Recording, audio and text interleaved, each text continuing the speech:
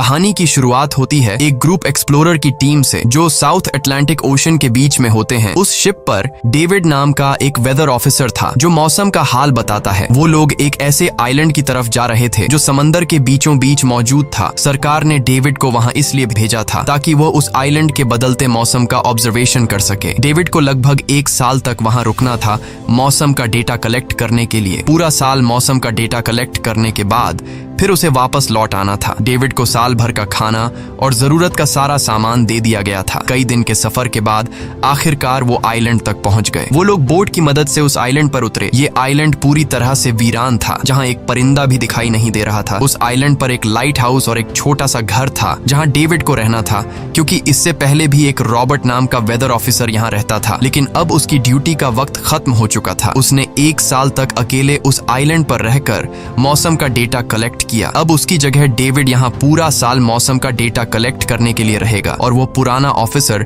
Robert ship के साथ वापस चला जाएगा। लेकिन जब पूरी टीम ने घर को विजिट किया तो वो हैरान रह गए, क्योंकि वहाँ किसी भी इंसान का नामो निशान नहीं था। कमरे के अंदर पुराने ऑफिसर का सारा सामान यहाँ वहाँ बिखरा पड़ा था। जिसके बाद कैप्टन और डेविड ने सोचा कि शायद लाइट हाउस में कोई हो सकता है। कैप्टन और डेविड बिना वक्त गंवाए लाइट हाउस की तरफ बढ़ते हैं और वो सब वहाँ एक अजीब नजारा देखते हैं। वो देखते हैं कि पूरा लाइट हाउस तेज और नुकीले लकड़ियों से घिरा हुआ था, जैसे किसी ने जानबूझकर उसे बंद कर दिया हो ताकि कोई भी अंदर न जा सके। जिसके बाद कैप्टन और डेविड ने लाइट हाउस का गेट कई बार नॉक किया, लेकिन अंदर से कोई रिस्पॉन्स नहीं मिला। आखिर में उन्होंने गेट को जोर से धक्का दिया और अंदर घुस गए। लाइट हाउस के अंदर उन्हें एक आदमी मिला जिसका नाम ग्रूनर था। जब उन्होंने ग्रूनर से पुराने वेदर ऑफिसर रॉबर्ट के बारे में पूछा तो उसने जवाब दिया कि वो तो मर गया है। वो समंदर की तरफ गया लेकिन दोबारा कभी लौटकर वापस नहीं आया। ग्रूनर की बातें सुनकर डेविड और कैप्टन दोनों चौंक गए। ये सब सुनने के बाद कैप्टन ने डेविड से कहा, अगर तुम अब भी चाहो तो हमारे साथ वापस चल सकते हो। लेकिन डेविड ने वापस जाने से इनकार कर दिया। डेविड ने सोचा अगर वो सरकार को उस आइलैंड का एक्यूरेट वेदर रिपोर्ट दे पाया तो उसे काफी मोटी रकम मिल सकती है। जिसके बाद कैप्टन ने उसे एक गन दी खुद की प्रोटेक्शन के लिए, और कैप्टन ने डेविड से कहा कि ये जगह मुझे सेफ नहीं दिखाई दे रही, अपना ख्याल रखना। इसके बाद उसे वहीं पर छोड़कर वो सब वापस चल दिए और अब ये दोबारा वापस 1 साल बाद आएंगे। कैप्टन के जाने के बाद डेविड ने घर को थोड़ा सेटल किया, रहने के काबिल बनाया। रात होने के बाद उसे ड्रॉर में एक डायरी मिली जो पुराने वेदर ऑफिसर रॉबर्ट की थी। उस डायरी में आइलैंड के बारे में बहुत कुछ लिखा था। डायरी में एक मिस्टीरियस क्रीचर के बारे में कुछ बातें लिखी गई थी, लेकिन सब कुछ साफ नहीं था। कुछ बातें अधूरी थी। डेविड हर लाइन को ध्यान से पढ़ता गया। उस डायरी में कुछ अजीब तरह के जानवरों के स्केचेस भी बने थे। डेविड को समझ नहीं आया उसने ऐसी पिक्चर्स क्यों बनाई थी। शायद वो अकेला था और टाइम पास के लिए ऐसा किया होगा। डायरी के एक पेज पर पुराने ऑफिसर के वाइफ की फोटो भी लगी थी। डेविड वह डायरी पढ़ते पढ़ते थक गया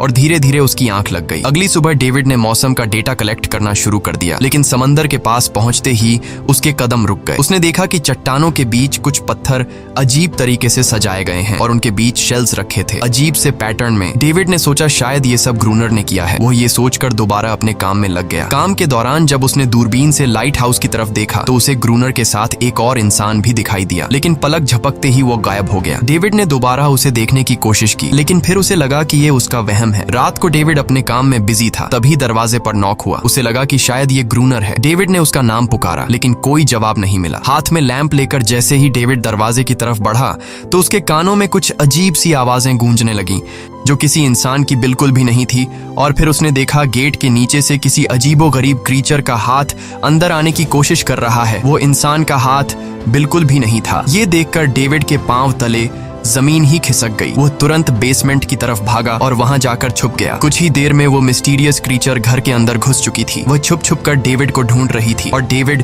बेसमेंट के एक छोटे से दरार से उसे देखने लगा। डेविड की हलचल से उस क्रीचर ने डेविड को देख लिया, जिसके बाद वो क्रीचर डेविड को मारने के लिए तेजी से उसकी तरफ भागा और दरार से उसे पकड़ने की कोशिश करने लगा। तो डेविड ने खुद को बचाने के लिए फौरन चाकू उठाकर उसकी आंख में दे मारा। वो क्रीचर चीख के भाग गई, लेकिन वो कभी भी वापस आ सकती थी। और डेविड के दिमाग में ये बात कंफर्म हो गई कि जो डायरी में क्रीचर के बारे में बात लिखी थी वह सच है। डर के मारे वो पूरी रात सो न सका। अगली सुबह जब डेविड घर से बाहर गया तो उसने रेत पर कुछ पैरों के निशान देखे जो किसी इंसान के बिल्कुल भी नहीं थे। वो निशान सीधे समंदर की तरफ जाकर खत्म हो गए थे। अब डेविड को सब समझ आ गया था कि क्यों ग्रूनर ने लाइट हाउस के चारों ओर नुकीली लकड़ियां लगाई हैं। अब डेविड जान गया कि अगर मैं इस घर में रहूंगा तो वो क्रीचर मुझे कभी भी मार सकते हैं। डर के मारे डेविड लाइट हाउस की तरफ दौड़ता है और ग्रूनर को चिल्लाकर कहता है, गेट गेट खोलो, मुझे अंदर आना है। लेकिन ग्रूनर उसे अंदर नहीं आने देता और कहता है तुझे शिप के साथ लौट जाना चाहिए था। डेविड निराश होकर वापस लौटता है क्योंकि क्रोनर उसे लाइट हाउस के करीब भी नहीं देखना चाहता था। वो उसके ऊपर पानी गिराकर उसे दूर जाने को कहता है। अब उसे खुद ही कुछ करना होगा। उसने घर की हर एक विंडो को लकड़ी से बंद कर दिया, चारों तरफ नुकीली लकड़ियों से घेरा बनाया और गेट के बाहर पुराने कागज और किताबें रखी। फिर उन पर तेल छिड़क दिया ताकि अगर वो क्रीचर वापस आए तो उसे आग से डराकर भगाया जा सके। लेकिन एक बात थी जो डेविड अब तक नहीं जानता था और ये बात उसे आज रात पता चलने वाली थी। खुशकिस्मती से उसे घर के अंदर एक पुराना बॉक्स मिला। उस बॉक्स में एक गन थी और बहुत सारी बुलेट्स। ये देखकर उसे जिंदा रहने की थोड़ी सी उम्मीद मिली। जैसे जैसे सूरज ढलने लगा, डेविड के दिल में डर बढ़ने लगा। कुछ ही देर में चारों तरफ रात का अंधेरा छा गया। डेविड गन हाथ में लिए घर के एक कोने में चुपचाप बैठा था। उसकी दिल की धड़कनें तेज थीं। तभी एक अजीब आवाज सुनाई दी और जब डेविड ने खिड़की से छुपकर समंदर की तरफ देखा तो जैसे उसके पैरों के नीचे से जमीन ही खिसक गई। उसने देखा कि सिर्फ एक नहीं बल्कि पानी में से कई सारी वही अजीबोगरीब क्रीचर्स उसकी तरफ बढ़ रही हैं। कुछ ही देर में वो सब इकट्ठा होकर कमरे का गेट तोड़ने की कोशिश करने लगे। डेविड ने तुरंत गोलियां चलानी शुरू की, जिनमें से कुछ क्रीचर्स गिरकर मर गए। डेविड को लगा कि गोली की आवाज सुनने के बाद वो डरकर भाग जाएंगे, लेकिन अपने साथियों को मरता हुआ देखकर वो और भी ज्यादा गुस्सा हो गए। तब डेविड प्लान बी अपनाते हुए गेट के बाहर रखे कागजों और पुरानी किताबों को आग लगा देता है। आग देखकर वो क्रीचर्स डर के मारे वापस समंदर में लौट गए, लेकिन अब वही आग डेविड के घर तक पहुंच चुकी थी। घर के दरवाजे ने आग पकड़ ली और धीरे धीरे फैलने लगी क्योंकि पूरा घर लकड़ी का बना हुआ था। डेविड ने तुरंत एक चादर में खुद को लपेटकर अपनी जान बचाई और बाहर निकलकर लाइट हाउस के पास एक बड़े पत्थर के पीछे छुप गया। क्रीचर्स को शूट करते वक्त डेविड के हाथ में काफी गहरी चोट भी आई। तभी अचानक तेज बारिश शुरू हो गई। आग धीरे धीरे बुझने लगी, लेकिन पूरी रात की बारिश के बाद भी सुबह तक डेविड अपना घर नहीं बचा पाया। पूरा घर जलकर लगभग राख हो चुका था। अब अगर डेविड को जिंदा रहना है तो उसे लाइट हाउस में पनाह लेनी होगी। उसने अपनी राइफल उठाई और लाइट हाउस के पास के पत्थरों के बीच छुप गया और इंतजार करने लगा कि कब ग्रूनर पानी भरने आएगा। जब ग्रूनर पानी भरने के लिए लाइट हाउस से बाहर निकला तो डेविड उसके पीछे पीछे चल दिया, लेकिन तभी अचानक एक अजीब सा क्रीचर जो ग्रूनर के पास ही था उसने डेविड पर हमला कर दिया। लेकिन किसी तरह करके डेविड ने उसे काबू कर लिया। वह क्रीचर ग्रूनर का रक्षक था। जब वह उसे शूट करने वाला था तो ग्रूनर ने तुरंत डेविड को रोका और कहा, रुक जाओ, ये मेरा पालतू है। डेविड ने गोली नहीं चलाई और मौके का फायदा उठाते हुए उसने ग्रूनर के साथ एक शर्त रखी, अगर इस क्रीचर को जिंदा रखना है तो मुझे लाइट हाउस में रहने दिया जाए, नहीं तो मैं इसे मार दूंगा। जिसके बाद ग्रूनर ने हाँ कर दी क्योंकि डेविड के पास ढेर सारा खाना और गन पाउडर था। शाम होने से पहले दोनों बचा हुआ खाना लेकर लाइट हाउस लौट आए और वो दोनों आराम से सो गए। अगली सुबह वो क्रीचर चुपचाप डेविड का हाथ चाट रहा था। जब डेविड नींद से जागा तो उसने देखा कि इस क्रीचर के चाटने की वजह से उसका हाथ पूरी तरह से ठीक हो चुका है। ये सब देखकर डेविड हैरान हुआ। डेविड अब क्रोनर से इस क्रीचर के बारे में और जानना चाहता था और फिर ये सब दुनिया के सामने लाना चाहता था क्योंकि ये किसी जादू से कम नहीं था। डेविड ने सोचा, अगर इस क्रीचर का राज दुनिया के सामने हम लाते हैं तो डेविड और क्रोनर दोनों बहुत सारा पैसा और नाम कमा लेंगे। लेकिन क्रोनर को ये सब नहीं चाहिए था। वो इस आइलैंड से कहीं नहीं जाना चाहता था। क्रोनर का अब इस दुनिया में कोई नहीं बचा था। उसके लिए ये आइलैंड परफेक्ट था जहां वो अपने आप को एक किंग समझता था और अपनी मर्जी का मालिक। इसी वजह से उसने आइलैंड के कई हिस्सों में लिख दिया था, क्रोनर यहाँ का बादशाह है। लेकिन डेविड को ये समझ नहीं आ रहा था कि ये अजीब सी क्रीचर क्रोनर की फालतू कैसे बनी। तो क्रोनर ने बताया कि एक बार क्रोनर ने उसकी जान बचाई थी। वो गलती से उसके फिशिंग नेट में फंस गई थी। तब ये क्रीचर छोटी थी और उस दिन के बाद से वो क्रोनर के साथ ही रह गई। उसकी हर बात माननी शुरू कर दी। लेकिन क्रोनर एक सख्त इंसान था। वो इस क्रीचर के साथ बहुत बुरा बर्ताव करता था। क्रोनर हर दिन इस क्रीचर के साथ फिजिकल रिलेशन रखता था। क्रोनर ने बताया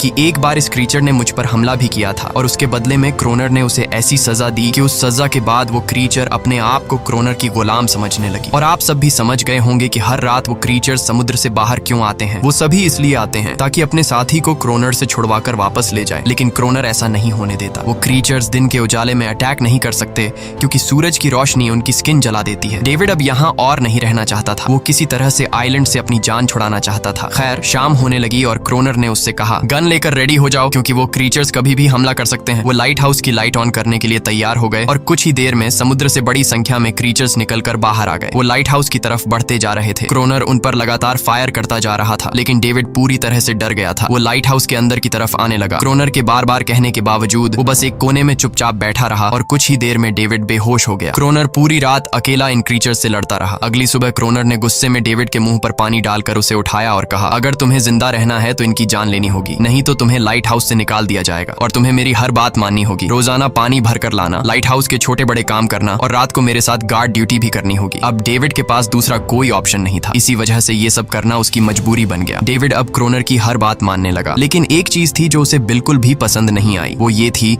कि हर रोज उस फीमेल क्रीचर को अलग अलग तरीकों से फिजिकली टॉर्चर करना। रात होती है, दोनों फिर से गार्ड ड्यूटी के लिए तैयार हो जाते हैं और एक बार फिर वो क्रीचर समुद्र से निकलकर बाहर आते हैं। लेकिन आज डेविड को डर नहीं लग रहा था। उसने क्रीचर पर फायरिंग शुरू की, मगर आज क्रोनर कुछ भी नहीं कर रहा था। वो डेविड को बाहर छोड़कर लाइट हाउस का गेट बंद कर देता है और खुद चुपचाप अंदर बैठ जाता है ताकि डेविड खुद सीख सके कि इन क्रीचर से कैसे लड़ा जाता है। इसी तरह डेविड को लड़ते लड़ते वो रात कट जाती है और सुबह हो जाती है। सुबह क्रोनर ने देखा कि डेविड लाइट हाउस के गेट के बाहर खून में लथपथ बैठा था। अब उसने सीख लिया था कि इन क्रीचर्स से कैसे लड़ना है। इसी तरह समय गुजरता गया, रातों को इन क्रीचर्स से लड़ते हुए और दिन भर क्रोनर के लाइट हाउस के काम संभालते हुए। ये आइलैंड अब उसके लिए एक बंद घर जैसा हो गया था। वो हर वक्त सोचता रहता था कि कब ये जगह छोड़कर आजादी की सांस लेगा। समय के साथ साथ डेविड का उस फीमेल क्रीचर के साथ एक अजीब सी दोस्ती बन गई थी। डेविड को उसके लिए अब बुरा लगने लगा था। अब उसे समझ आया कि अपने लोगों को छोड़कर अकेला रहना कितना मुश्किल होता है। शायद वो क्रीचर भी कुछ ऐसा ही महसूस करती थी। डेविड ने उस क्रीचर को एक नाम भी दिया, अनारियस। इसी तरह से दिन गुजरते गए और फिर एक दिन उन्होंने देखा कि इन क्रीचर्स के अटैक्स धीरे धीरे कम हो रहे हैं। डेविड सोचता है शायद सर्दियों में वो कहीं और चले जाते हैं या फिर शायद उन्हें समझ आ गया था कि इन दोनों से लड़कर कुछ हासिल नहीं होगा। लेकिन क्रोनर ने उससे कहा कि ऐसा बिल्कुल नहीं है, वो फिर से अटैक करेंगे। अब वो अपनी संख्या बढ़ा रहे हैं। कुछ और दिन ऐसे ही गुजर गए। एक रात डिनर के बाद क्रोनर और डेविड ने टाइम पास के लिए चेस खेलना शुरू किया, लेकिन यहीं पर क्रोनर से एक बड़ी गलती हो गई। वो दोनों खेल में इतने उलझ गए कि लाइट हाउस की लाइट्स ऑन करना ही भूल गए। अंधेरे का फायदा उठाकर क्रीचर्स ने उन पर अटैक कर दिया। डेविड ने देखा कि क्रीचर्स की संख्या इतनी ज्यादा थी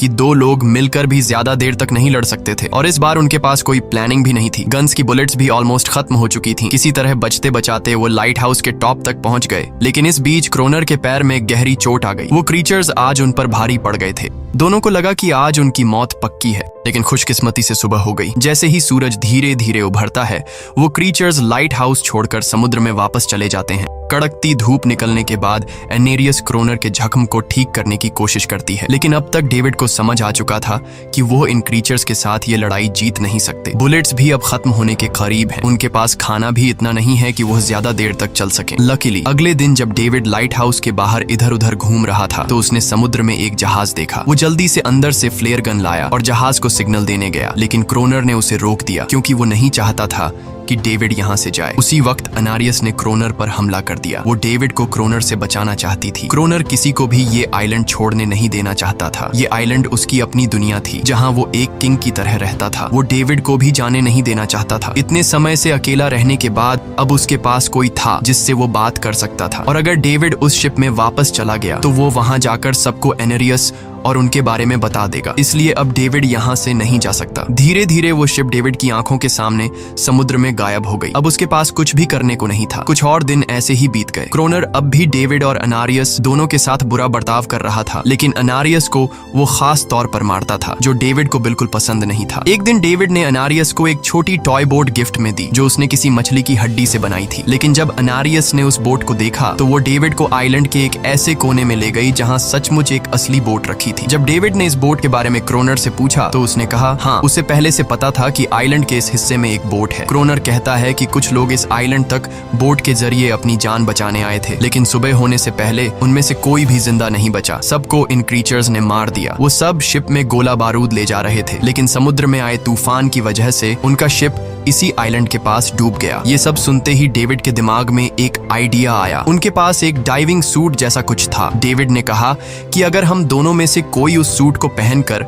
समुद्र के उस हिस्से में जाए जहां वो शिप डूबी थी, तो हो सकता है उन्हें कुछ बुलेट्स या डायनामाइट मिल जाए जिससे इन क्रीचर्स से लड़ना आसान हो जाए। लेकिन क्रोनर ने इस बात को मानने से इनकार कर दिया, पर डेविड अपनी जान को खतरे में डालकर ये काम करने को तैयार था। कुछ और दिन ऐसे ही गुजर गए। डेविड और अनारियस के बीच एक गहरा कनेक्शन बन गया। डेविड डेविड उसे पसंद करने लगा था। इन दोनों को रोमांस करते हुए ये सब क्रोनर ने चुपके से देख लिया। क्रोनर को लगा कि अनारियस उसे छिन जाएगी, इसलिए डेविड को रास्ते से हटाना पड़ेगा। अगले दिन क्रोनर खुद डेविड की बात मानने को तैयार हो जाता है। वो डेविड से कहता है, ठीक है, तुम सूट पहनकर नीचे पानी में जाओगे और वहां ढेर सारा RDX कलेक्ट करोगे, फिर मैं तुम्हें बोट से ऊपर की तरफ खींच लूंगा। लेकिन क्रोनर का असली इरादा कुछ और ही था। वो चाहता था कि डेविड उसकी मदद से समुद्र के नीचे रखे डायनामाइट के बॉक्सेस वापस सरफेस तक ले आए और उसके बाद उसे वही समंदर में अकेला छोड़ दे ताकि वो क्रिएचर्स उसे मार दें। इस तरह डायनामाइट भी उसके पास आ जाएगा और अनारियस फिर से उसकी गुलाम बन जाएगी। वो दोनों बोट में बैठकर उस जगह पहुंच गए जहां शिप पानी में डूबा था। डेविड ने डाइविंग सूट पहना और समंदर के नीचे उतर गया। नीचे जाने के बाद डेविड ने देखा कि शिप पूरी तरह तबाह हो चुकी है, लेकिन उसकी किस्मत अच्छी थी कि उसे कुछ डायनामाइट के बॉक्स मिल गए। लेकिन तभी अचानक कुछ क्रिएचर उसके सामने आ गए। क्रिएचर्स को देखते ही डेविड घबरा गया और नीचे गिर पड़ा। वो डाइविंग सूट इतना भारी था कि वह हिल भी नहीं पा रहा था और डेविड क्रोनर को ऊपर सिग्नल भी नहीं भेज पाया। क्रोनर को लगा कि शायद वह क्रिएचर्स डेविड को मार चुके हैं, लेकिन असल में वो तो सिर्फ दो छोटे बच्चे थे। डेविड ने जैसे तैसे करके अपना डाइविंग सूट वहीं छोड़ दिया और ऊपर सतह तक खुद को पहुंचाया। उन्हें वहां कुछ पुराने बॉक्स मिले जिनमें डायनामाइट था। इसके बाद यह दोनों काम पर लग गए। उन्होंने लाइट हाउस के आसपास 2 लेयर्स में डायनामाइट बिछा दिया ताकि जब अगला हमला हो तो वे मॉन्स्टर्स को एक ही बार में खत्म कर सकें। कुछ महीने बीत गए और बर्फबारी का मौसम आया, लेकिन एक बार फिर वो क्रिएचर्स गायब हो गए। अचानक से अटैक बंद हो चुके थे, जैसे क्रिएचर्स को खबर मिल गई हो कि उनके लिए जाल बिछाया गया है, इसीलिए अब वो अटैक नहीं कर रहे थे। क्रोनर को लगा कि शायद अनारियस ने उन क्रिएचर्स को खबरदार कर दिया है, जिसकी वजह से वो अनारियस पर जुल्म करने लगा, लेकिन डेविड ने उसे रोक लिया। आखिर में दोनों ने मिलकर एक नया प्लान बनाया, लाइट हाउस का मेन गेट खुला छोड़ने का, ताकि जैसे ही वो क्रिएचर्स पास आए डायनामाइट से उन सबको उड़ा दिया जाए। डेविड ने चालाकी से काम लेते हुए अनारियस को लाइट हाउस के टॉप पर चीखने को कहा। एनरिस की आवाज सुनते ही सभी क्रिएचर्स गुस्से से भड़क उठे। क्रिएचर्स ने जब देखा कि लाइट हाउस का मेन गेट खुला हुआ है तो उन्हें लगा कि यह अच्छा मौका है अनारियस को छुड़ाने का, लेकिन असल में यह उनके लिए एक चाल थी। कुछ ही देर में वह क्रिएचर समंदर से बाहर निकलने लगे। वे सीधे मेन गेट की तरफ बढ़े और अंदर घुसते ही डेविड पर हमला कर दिया। डेविड भी हिम्मत दिखाता है और क्रिएचर से जान छुड़ा लेता है। जैसे ही वे सभी क्रिएचर लाइट हाउस के पास पहुंच जाते हैं तो क्रोनर डायनामाइट का लीवर दबा देता है, लेकिन ब्लास्ट नहीं होता। असल में डेविड ने उसका कनेक्शन खोल दिया था और क्रोनर उसे दोबारा लगाना भूल गया था। डेविड तुरंत ऊपर भागता है और डायनामाइट का वायर जोड़ना शुरू करता है। तब तक वो क्रिएचर्स लाइट हाउस पर चढ़ने की कोशिश कर रहे होते हैं, जिन्हें सिर्फ अकेला क्रोनर रोकता है। जैसे ही कनेक्शन पूरा होता है डेविड पहला लेयर उड़ा देता है, जिससे कई क्रिएचर्स ब्लास्ट में खत्म हो जाते हैं, लेकिन अभी भी काफी मॉन्स्टर्स लाइट हाउस पर हमला करने के लिए तैयार होते हैं। इस वजह से क्रोनर दूसरा लेयर भी ब्लास्ट कर देता है। दोनों उस जोरदार धमाके में बेहोश हो जाते हैं। अगली सुबह जब दोनों होश में आए तो उन्होंने देखा कि एनरियस वहां नहीं थी। ब्लास्ट में चारों तरफ मरे हुए क्रिएचर्स पड़े थे। क्रोनर उन सबको मार रहा था जो जख्मी हालत में जिंदा बचे थे। तभी डेविड की नजर उनमें से एक के गले में लटके एक नेकलेस पर पड़ी। उस क्रिएचर को तड़पता हुआ देखकर डेविड को उस पर तरस आ जाता है और उसे अपनी गलती का एहसास हो जाता है। जिन क्रिएचर्स को वह अब तक खूंखार समझते आए थे वो भी इंसानों की तरह थे, सिर्फ बोल नहीं सकते थे। लेकिन क्रोनर के लिए यह सब बेकार बातें थी। उस दिन के बाद वह क्रिएचर्स फिर कभी अटैक नहीं कर पाए, लेकिन हर दिन समंदर के किनारे से रोने की आवाजें आती थीं। डेविड को अब तक नहीं पता था कि उन्होंने कितना बड़ा नुकसान कर दिया था, कितनी फैमिली टूट गई, कितने बच्चों ने अपने लोग खो दिए, सिर्फ एक गलतफहमी की वजह से। अगले दिन डेविड ने समंदर में उन क्रिएचर्स के कुछ छोटे छोटे बच्चों को देखा, वो सब जिन्होंने अपने परिवार खो दिए थे। डेविड ने पत्थरों का एक गोल सर्कल बनाया और उसके बीच में वह छोटी टॉय बोट रख दी ताकि एनरिस उसे देखकर वापस लौट आए। डेविड ने कई घंटे इंतजार किया, लेकिन एनरिस कभी वापस नहीं आई। सुबह नींद से जागने के बाद डेविड ने देखा कि क्रोनर सो रहा है। क्रोनर के पास कुछ पुरानी चीजें रखी थीं, उनमें एक पुरानी तस्वीर भी थी और जैसे ही डेविड ने उस तस्वीर को देखा वह हैरान रह गया। वह लड़की जिसका फोटो उसने पहले दिन पुराने ऑफिसर रॉबर्ट की डायरी में देखा था वह कोई और नहीं बल्कि क्रोनर की पत्नी थी और फोटो में क्रोनर उसके साथ खड़ा था। असल में 1 साल पहले आए वेदर ऑफिसर रॉबर्ट मरा नहीं, बल्कि उसने अपनी पहचान बदल दी थी, यानी क्रोनर ही वेदर ऑफिसर रॉबर्ट है, बस उसने अपना नाम बदल लिया था क्योंकि अब वह कभी इस आइलैंड को छोड़ना नहीं चाहता था। ये सब देखकर डेविड ने भी यह उम्मीद छोड़ दी कि वह कभी इस आइलैंड से जा पाएगा। अगले दिन शाम को जब डेविड समंदर के किनारे गया उसने देखा कि उस सर्कल में रखी छोटी बोट अब वहां नहीं थी, लेकिन उसी जगह पर उसने एक क्रीचर का छोटा सा बच्चा देखा जिसके हाथों में वह बोट थी। डेविड ने अपने हाथ में जलती हुई लकड़ी को उस सर्कल के बीच में फेंक दिया ताकि वह दिखा सके कि उसका इरादा लड़ने का नहीं है और उसे किसी को खतरा महसूस न हो। वह उनके साथ दोस्ती करना चाहता था। कुछ ही देर बाद समंदर की लहरों से एनारिस निकलती है और उसके पीछे पूरा क्रीचर्स का ग्रुप भी समंदर से बाहर आता है, लेकिन इस बार परिवार कोई भी डेविड पर अटैक नहीं करता, क्योंकि वे भी अब शांति चाहते हैं। उनका इरादा सिर्फ एक सुरक्षित जगह पाने का था अपने बच्चों के लिए। लेकिन तभी वहां क्रोनर हाथ में बंदूक लिए पहुंच जाता है। क्रोनर को लगता है कि अगर शांति हो गई तो उसे सबसे ऊपर होने का एहसास कैसे होगा। डेविड उसे समझाने की कोशिश करता है कि ये क्रीचर्स लड़ना नहीं चाहते, ये शांति चाहते हैं। लेकिन क्रोनर किसी की नहीं सुनता। वो एनेरियस से चिल्लाकर कहता है, अंदर चली जाओ। लेकिन ये पहली बार था कि एनेरियस ने उसकी बात नहीं मानी, क्योंकि अब वह उसकी नौकरानी नहीं थी। यह देखकर क्रोनर को लगता है कि अब इस आइलैंड पर उसकी बादशाहत नहीं रही। क्रोनर खुद को अंदर से कमजोर महसूस करने लगता है, क्योंकि अब कोई भी उसका हुक्म नहीं मान रहा था। गुस्से में उसने लाइट हाउस की तरफ कदम बढ़ाए। डेविड को लगा शायद क्रोनर को अब समझ आ गया होगा कि हर एक जानवर आजादी चाहता है, कोई भी किसी का गुलाम बनकर नहीं जीना चाहता। लेकिन क्रोनर के सर से बादशाहत का भूत कहां उतरने वाला था। जैसे ही वह लाइट हाउस पहुंचा, उसने सिग्नल गन से एक फ्लेयर छोड़ी, जो सीधा जाकर एक क्रीचर के बच्चे से टकरा गई। उस बच्चे की तुरंत मौत हो गई। सभी क्रीचर्स डर के मारे भाग गए और एनेरियस ने भी डेविड पर अपना पूरा भरोसा खो दिया। गुस्से से पागल डेविड तुरंत लाइट हाउस की तरफ भागता है क्रोनर को सबक सिखाने। डेविड उससे लड़ने लगता है, क्यों किया तूने ये सब? ये लोग तो बस शांति चाहते थे। लेकिन क्रोनर इतना हिंसक हो चुका था कि उसने डेविड को मारने का फैसला कर लिया। वह हाथ में लोहे का रॉड लेकर जैसे ही डेविड पर वार करने जा रहा था, डेविड ने उसे उसके असली नाम से पुकारा और कहा, रुक जाओ रॉबर्ट, तुम खूनी नहीं हो। ये सुनकर क्रोनर एकदम रुक गया। असल में रॉबर्ट ऐसा इंसान कभी था ही नहीं। इस आइलैंड पर आने के बाद अकेले रहने की वजह से उसकी मेंटल हेल्थ बिगड़ चुकी थी। अकेलापन, अपनी पत्नी की मौत और गहरा डिप्रेशन, इन सब ने उसे ऐसा बना दिया था। वह असल में कोई किलर नहीं था, वह एक अच्छा इंसान था। क्रोनर को एहसास हुआ कि ये क्रीचर्स कभी लड़ना नहीं चाहते थे, वे बस शांति चाहते थे। क्रोनर ने उन्हें सिर्फ इसलिए मारा ताकि वह खुद को पावरफुल दिखा सके। और अब क्रोनर को अपनी गलती का एहसास हो चुका था, इसीलिए उसने खुद को उन क्रीचर्स के सामने सरेंडर कर दिया और कुछ ही पलों में उन्होंने उसे मार दिया। डेविड लाइट हाउस के अंदर खुद को लॉक कर लेता है। समय ऐसे ही बीतता चला जाता है और 1 साल बाद आइलैंड पर एक गवर्नमेंट अफसर आता है, साथ में एक नया वेदर ऑफिसर भी होता है। अब नए गवर्नमेंट अफसर ने इस आइलैंड पर वेदर मॉनिटर की ड्यूटी करनी थी। जब कैप्टन पिछले अफसर के बारे में डेविड से पूछता है तो डेविड भी वही बात करता है कि वह पानी की तरफ गया था लेकिन कभी वापस नहीं आया। और वेदर ऑफिसर को भी लगता है कि डेविड ही क्रोनर है। डेविड ने भी उनकी इस गलतफहमी को ठीक नहीं किया। वह चुपचाप बालकनी पर गया और खड़ा हो गया बिना कुछ कहे, क्योंकि अब वह भी इस आइलैंड को छोड़ना नहीं चाहता था, बिल्कुल क्रोनर की तरह। इसी दौरान एनेरिस भी अपने परिवार के साथ खुश थी। अब उन्हें किसी क्रोनर जैसे आदमी का डर नहीं था। अब वे आइलैंड पर भी और समंदर में भी आजादी से जी सकते थे। इसी के साथ कहानी खत्म हो जाती है। अगर वीडियो आपको अच्छी लगी हो तो हमारे चैनल को जरूर सब्सक्राइब कीजिए।